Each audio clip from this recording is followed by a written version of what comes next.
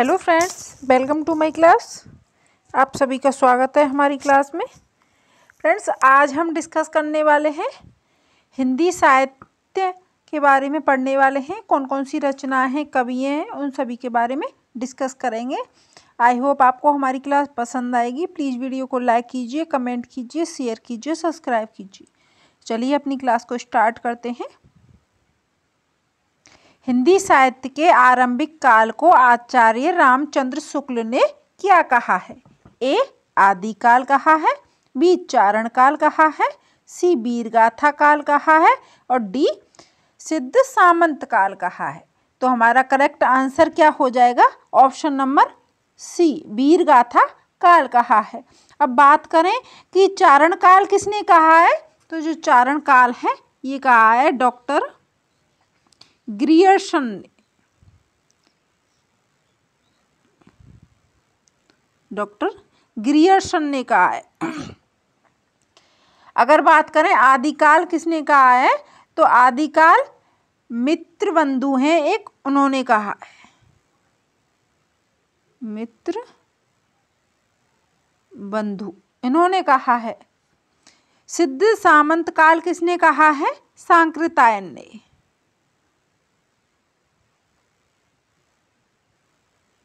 सांकृत्यायन ने सिद्ध सामंत काल कहा है। चलिए नेक्स्ट क्वेश्चन देखते हैं।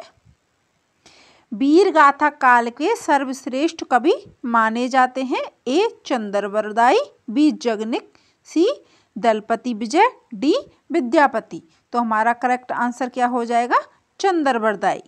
जो चंद्रवरदाई हैं ये वीरगाथा काल के सर्वश्रेष्ठ कवि माने जाते हैं और इनकी एक रचना है, क्या है? पृथ्वीराज रासो। ये पृथ्वीराज रासो है, एक ऐसी रचना है जिसमें पृथ्वीराज चौहान और कन्नौज की एक राजा हैं जयचंद्र, उनकी बेटी है, उनके साथ वो उसको अपहरण करके ले जाते हैं और तब उनका विवाह होता है। तो ये सब उसमें वर्णित है पृथ्वीराज रासो में, जो कि चंद्रवरदाई जी की प्रमुख जो रचना है। आगे देखिए। नयन जो देखा कमल सा, निर्मल नीर शरीर, हसत जो देख हंस भा, दसन नग हीर। तो ये प्रस्तुत जो पंक्ति है इसके रचयिता कौन हैं? ए. तुलसीदास जी हैं, बी. जयशंकर प्रसाद जी हैं, सी. जायसी जी हैं, डी. कबीरदास जी हैं।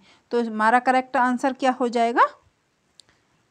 जो एक सेकंड, हाँ अब सी है। हसत जो देख हंस भा, दशन नग हीर। तो ये जो प्रमुख पंक्तियां हैं ये किसकी हैं? जायसी जी की हैं। किसकी हैं? जायसी, मलक मोहम्मद जायसी। अगर इनकी रचनाओं की बात करें तो इनकी रचनाएं कौन कौन सी हैं?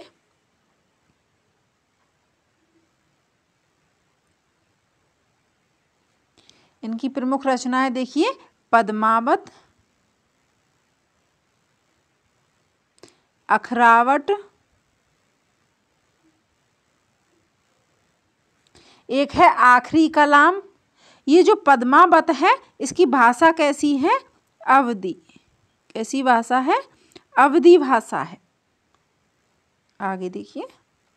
शिवा बावनी के रचनाकार कौन हैं? ए. पद्माकर, बी. भूषण, सी. केशवदास, डी. जगनिक। तो हमारा करेक्ट आंसर क्या हो जाएगा? जो हमारी शिवा बावनी है इसके रचयिता कौन है? भूषण, महाकवि भूषण जी हैं। अगर इनकी रचनाओं की बात करें तो एक है छत्रसाल। छत्रसाल दशक। छत्रसाल दशक है इनकी एक रचना। एक रचना है शिवा बावनी और एक रचना है शिवराज भूषण। शिवराज भूषण। अगला क्वेश्चन देखिए। जब जब होई धर्म की हानि, बाढ़ेउ असर अभिमानी। प्रस्तुत पंक्ति के रचनाकार कौन है? तो इस पंक्ति का आशय क्या है? जब जब धर्म की हानि होती है तब तक पृथ्वी पर भगवान अवतरित होते हैं, अवतार लेते हैं। तो प्रस्तुत जो पंक्ति है इसके रचनाकार कौन है? ए रसखान, बी तुलसीदास, सी बिहारी जी, डी कबीरदास जी। तो हमारा करेक्ट आंसर क्या हो जाएगा? तुलसीदास जी। जो तुलसीदास जी हैं इनकी ये प्रस्तुत पंक्तियां हैं। अगर हम इनकी रचनाओं की बात करें तो जैसे कि विनय पत्रिका, कौन सी रचना हो जाएगी? विनय पत्रिका हो जाएगी इनकी रचना। एक है रामचरितमानस,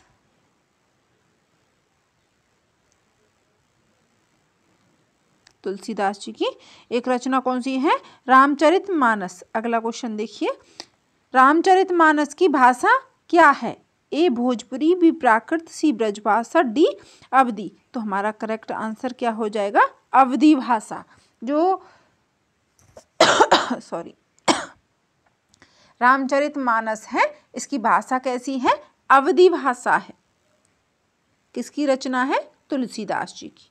अगला देखिए, हिंदी गद्य के जन्मदाता किसे माना जाता है? ए प्रताप नारायण, बी महावीर प्रसाद द्विवेदी, सी भारतेंदु हरिश्चंद्र, डी बालकृष्ण भट्ट। तो हमारा करेक्ट आंसर क्या हो जाएगा? जो हिंदी गद्य है इसके जन्मदाता कौन है? भारतेंदु हरिश्चंद्र हैं। अगर बोले हिंदी गद्य के जन्मदाता तो हो जाएंगे भारतेंदु हरिश्चंद्र। अगर बोले प्रथम गद्यकार तो प्रथम गद्यकार कौन है? प्रथम गद्यकार कौन है? लल्लू लाल। कौन है? लल्लू लाल हैं। समझ में आया? आगे देखिए, जन्माजय का नागयज्ञ यह किसकी कृति है? ए सेठ गोविंद दास, बी जयशंकर प्रसाद, सी लक्ष्मी नारायण, डी गोविंद बल्लभ पंत। तो जन्मेजय का नागयज्ञ हमारा करेक्ट आंसर क्या हो जाएगा? जयशंकर प्रसाद जी। जो जयशंकर प्रसाद हैं इनको छायावाद का जनक भी कहा जाता है। छायावाद का जनक। अगर इनकी रचनाओं की बात करें तो इनकी रचनाएं कौन कौन सी हैं? जैसे कि ध्रुव स्वामिनी,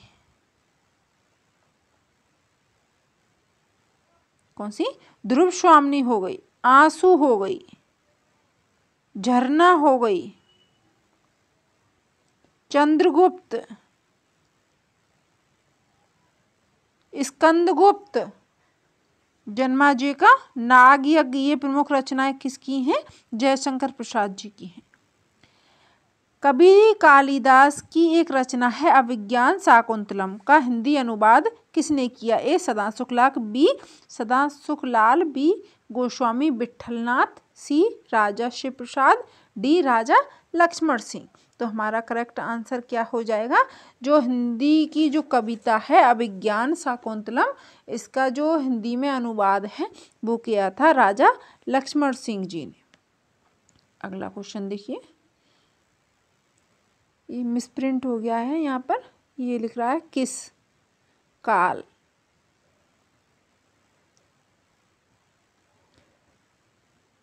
किस काल को स्वर्ण काल कहा जाता है? ए रीति काल को, बी भक्ति काल को, सी आदि काल को, डी आधुनिक काल को।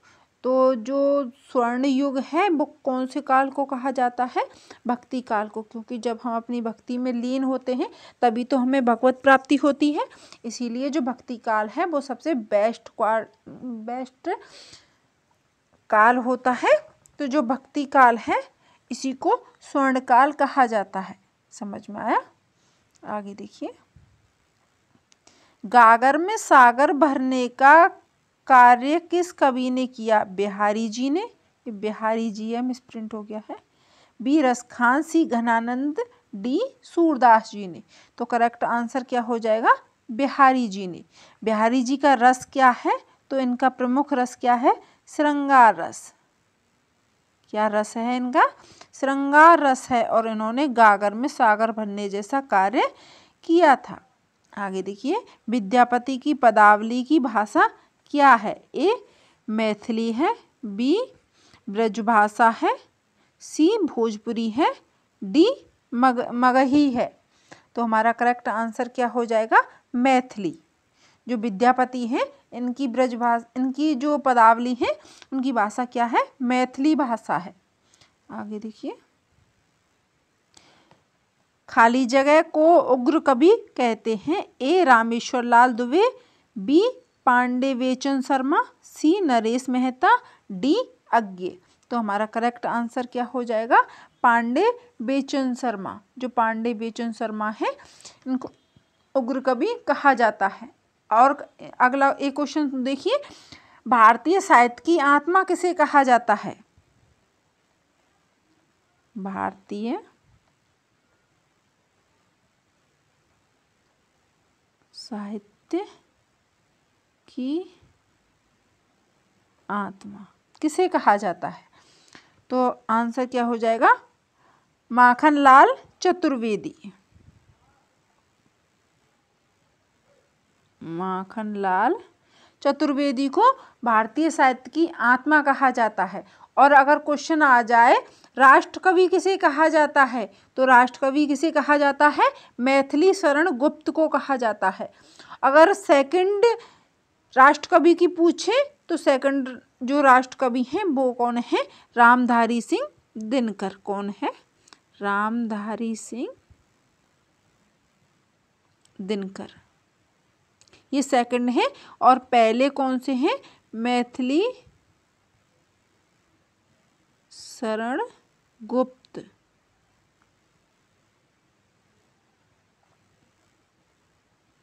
आगे देखिए, ध्रुव स्वामिनी नाटक के रचनाकार कौन है। ए राम कुमार वर्मा, बी राम वृक्ष बेनपुरी, सी जयशंकर प्रसाद, डी गोविंद बल्लभ पंत। तो हमारा करेक्ट आंसर क्या हो जाएगा, जयशंकर प्रसाद।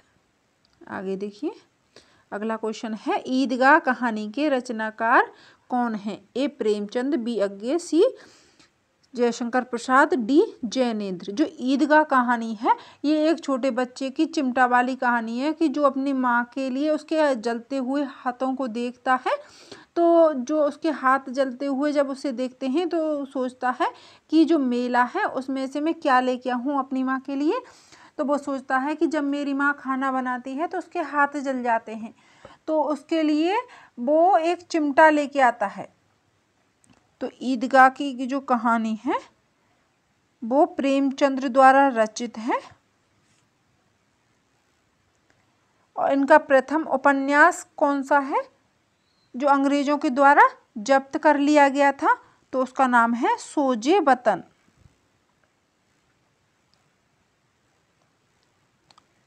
ऐसा उपन्यास जो कि अंग्रेजों के द्वारा जब्त कर लिया गया था, तो उसका नाम है सोजे वतन। समझ में आया। आगे देखिए, अगर इसके प्रथम उपन्यास की बात करें, प्रेमचंद्र जी का प्रथम उपन्यास है तो वो कौन सा है, सेवा सदन।